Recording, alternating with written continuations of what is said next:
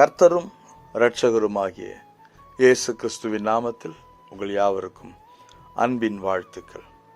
இன்றைய தினதீபம் தியானத்தில் கலாத்தியர் 5:23 ஆவியின் கனி என்பதின் பட்டியலில்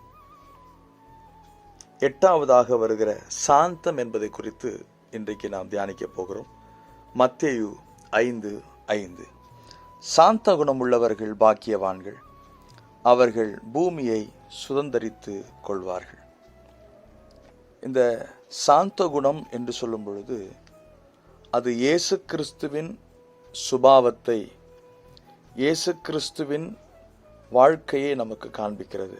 இயேசு சொன்னது, நான் சாந்தமும் மனத்தாழ்மையுமாய் இருக்கிறேன்.